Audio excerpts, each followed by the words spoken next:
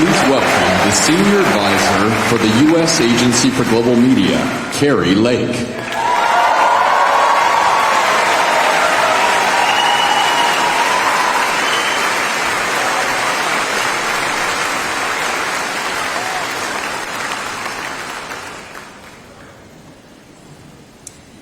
Oh, wow. Charlie, you can still draw a crowd. And I know that if Charlie were to be told, wow, you filled up Kennedy Center tonight, he'd say, it wasn't me, it was God. It was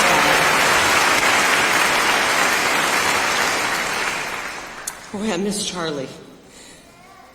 I will say that he'd have a couple criticisms tonight. He'd say, where are the smoke machines? Where's the confetti? Where are the sparklers when Bobby Kennedy took the stage? Because Charlie knew how to put on a show to spread the message of Jesus Christ. He really did.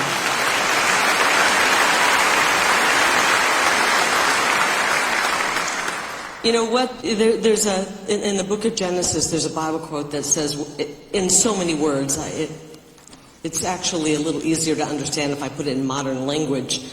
What the enemy meant for harm, God will use for good. And God is using Charlie Kirk for good.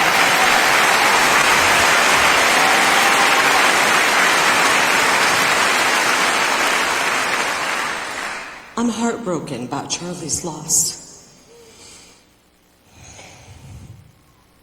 31. And somebody took his life. I got the call on Wednesday. I was working. And a friend of mine called and said, is Charlie okay? I heard he was shot. I said, Charlie who? Couldn't have been Charlie Kirk? And I got on, of course I went to Twitter. Like, how many of you went to Twitter? Went to Twitter. And I saw a clip of people running. And I thought, that doesn't look good. That doesn't look good. I knew Charlie was starting up this amazing movement where he was going to go campus to campus to talk about America and what's happening in America, which is so amazing and so powerful. And talk to people who disagreed with him. Debate them. There's nothing more peaceful than that. Our first clip I saw was of people running, and I thought, that looks bad, but of course, everything's going to be fine. And then I saw another clip. And it was Charlie being asked a question. And out of nowhere, an assassin's bullet came through the crowd and hit him in the neck. We saw his head. We saw the blood, and we saw him go down. We've got to stop this, folks. We can't let this go on. This violence has got to stop. It's got to stop.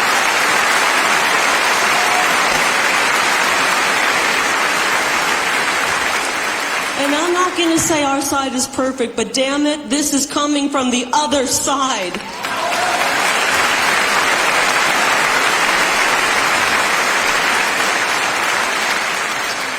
How does a 22-year-old become so filled with hate?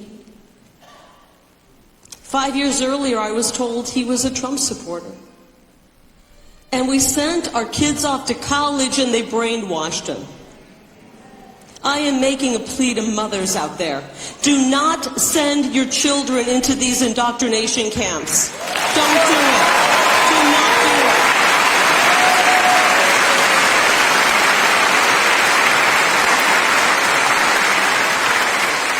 At one moment, that 22-year-old who shot Charlie was a baby in his mother's arms. And by all accounts, those parents did a good job raising him until he was sent off to be brainwashed. We have lived through the most horrific brainwashing campaign in the history of mankind.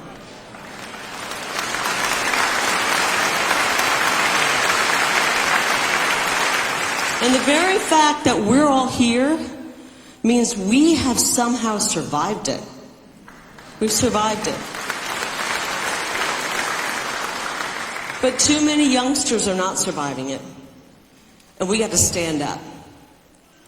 Because some things are non-negotiable. Our children's minds and futures are non-negotiable.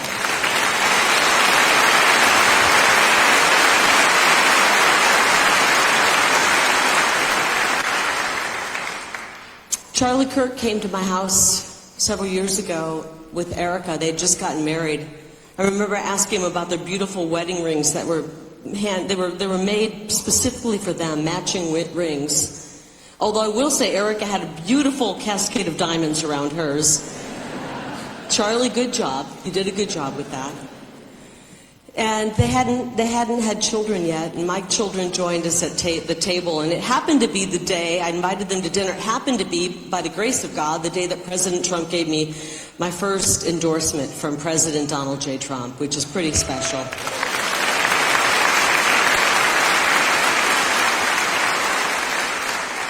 Which, by the way, thank you, Charlie, for helping us make sure President Trump won this time. We got to give him some thanks for that.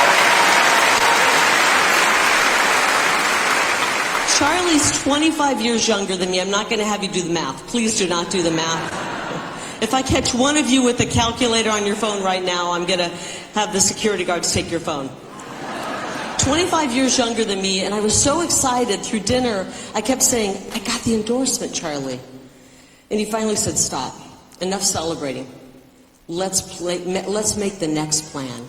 What's the next step? And for 2.5 hours, Charlie gave me the best political advice of anybody in the world. I mean, better political advice than you could get from anybody who had 60 years on him. And then when he left, he said, from now on, I thought this was great. He said, by the way, from now on, your first name isn't Kari. Your first name is Trump endorsed, and your last name is Kari Lake. He said, use that everywhere you go.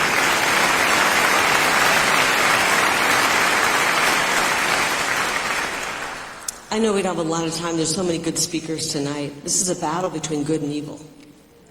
I wish we could compromise, but you can't compromise with evil. You can't compromise with evil.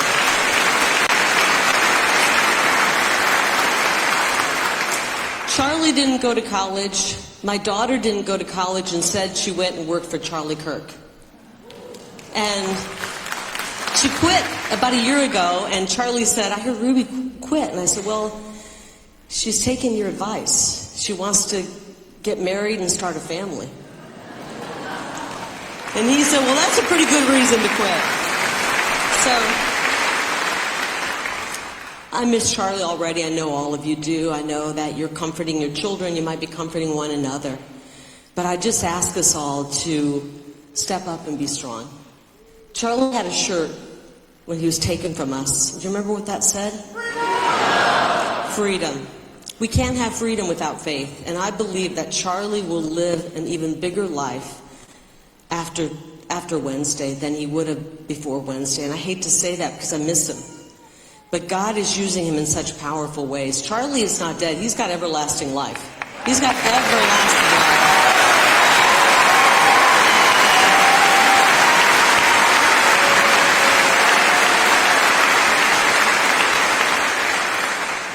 I tried to sleep in today, and my beautiful, wonderful husband brought me coffee in bed, which is the best thing ever.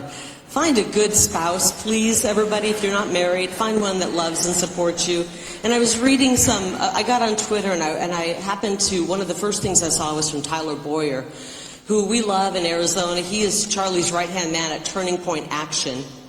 They're trying to put him in prison, by the way, because of his support for President Trump. So this fight is not over, not by a long shot. We're here today fighting because Charlie and many people before Charlie gave us the courage, but it's not going to be easy. If you think it's going to be easy now, if you're really willing to stand up and fight, it's really going to get harder. They're going to try to cancel you. You're going to lose friends. How many of you have lost friends? Raise, keep your hand up. How many of you have been canceled? How many of you have been lawfared? I need 3 arms. How many of you have been deposed? Subpoenaed? It's not going to get easier. It only gets easier when we meet the Almighty in heaven. That's when it gets easier. But until we do, we've got to be up for the fight. Before I leave tonight, I want to read you something that Tyler shared on Twitter. He said, please take the time to look through these posts. It was a woman who had said, how many of you are going to go to church tomorrow because of Charlie Kirk? And there were 805 posts as of Saturday night. Today there were about 8,000 posts.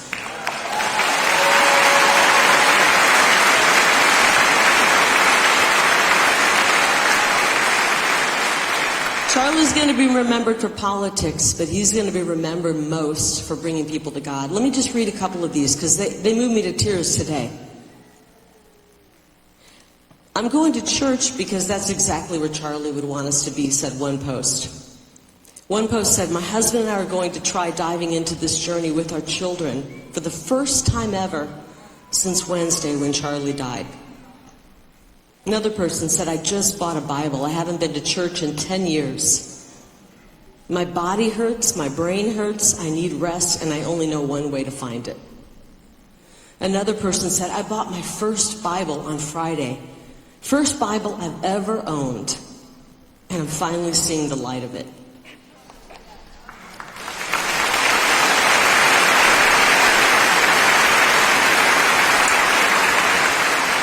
How about this one? I haven't been to church, one woman said, since I was 10 or 11. I'm 31. I'm heading to church tomorrow morning with my husband and kids.